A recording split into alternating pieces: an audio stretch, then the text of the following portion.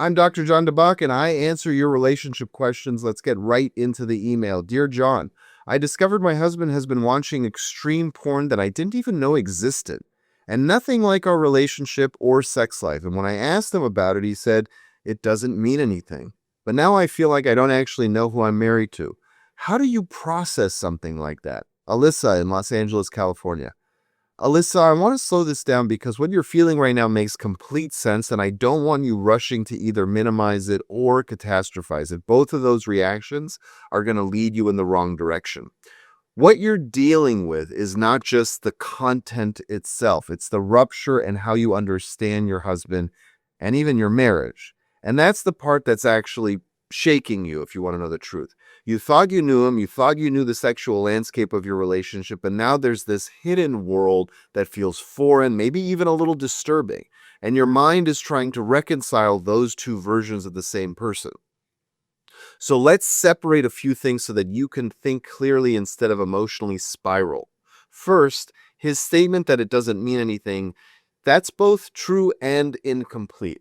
This is where a lot of couples get stuck. So from his perspective, and a lot of men in fact, porn can be compartmentalized. It can exist as fantasy, stimulation, novelty, curiosity, sometimes even just habit, without it reflecting his real desires for his relationship or even you, his partner.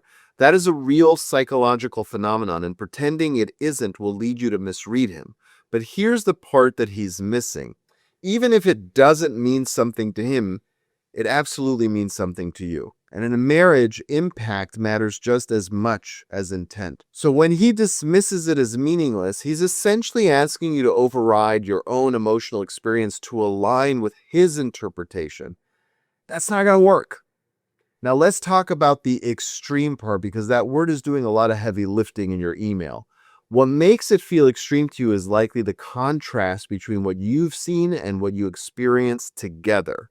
And that contrast creates fear, not just disgust or confusion, but fear. Fear that he wants something that you can't give.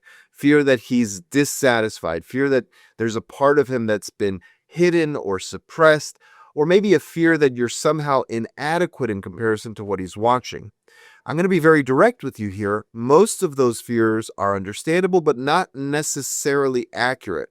Pornography, especially more extreme or niche content, often functions as a form of novelty seeking rather than a blueprint for real life behavior. It could be exaggerated, performative, even disconnected from what someone would actually want in a real relationship.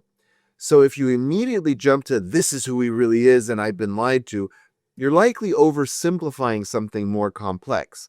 However, and this is important too, that doesn't mean you ignore it or accept it without any kind of discussion, because secrecy, intensity of content, the emotional impact on you, all of that matters. So here's how you process this in a grounded, nice, simple way that hopefully you can wrap your hands around. Not reactive. You don't want to get reactive.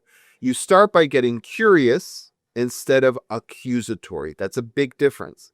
And I know that's not easy because part of you probably wants to confront. Maybe there's a party that's judging or you want to pull away, but those reactions will shut him down and you'll learn nothing. Instead, you need to understand what role this content plays in his life. Is it occasional or habitual? Is it escalating? Is it tied to stress, boredom, avoidance? Is it something that he feels shame about or something he sees as completely normal? Those answers will tell you far more about what you're actually dealing with than the content itself. And here's where I'm going to really push a bit, because this matters for your long-term outcome. If your goal is to feel safe and connected in your marriage, you have to resist the urge to turn this into a moral battle. The moment it becomes you're wrong for watching this versus it doesn't matter and you're overreacting, you've lost the ability to actually understand each other. And you're just going to end up in a power struggle. What you need instead is a boundary conversation. And that conversation should be rooted in your emotional reality. So what does that sound like? It sounds like this. Hey, I'm not okay with this being hidden, and I'm not okay with how it makes me feel about our relationship. I really need to understand it, and I need to feel like we're on the same page about what's acceptable and what isn't. Notice that you're not telling him what he's allowed to do like you're his parent. You're telling him what you need to feel safe and connected. Very different stance. Now let's address the deeper layer here because this is where couples either grow or quietly start drifting apart. Sexual secrecy creates distance, not always immediately, but over time it sure does, because it introduces a part of the self that is not shared, not understood, not integrated into the relationship. And when that happens, intimacy starts to split. There's the version of him that exists with you and the version that exists in private. And the wider that gap gets, the harder it becomes to feel truly connected.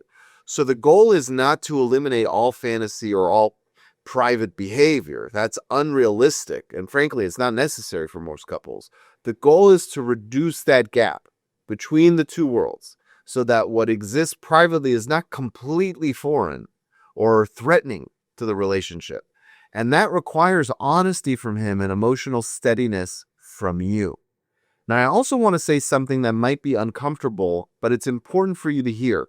Your reaction now, it's not just about him. It's also about your sense of security in the relationship. When something like this comes up, it exposes how much of your confidence is tied to feeling chosen or desired or understood by your partner. And when that gets shaken, it can feel like the ground underneath you is unstable. So part of your work here, it's actually internal. It's about separating this is something he does from this is what it says about me. Because if you collapse those two things together, and they're very different, you're going to feel hurt in a way that goes beyond what's actually happening.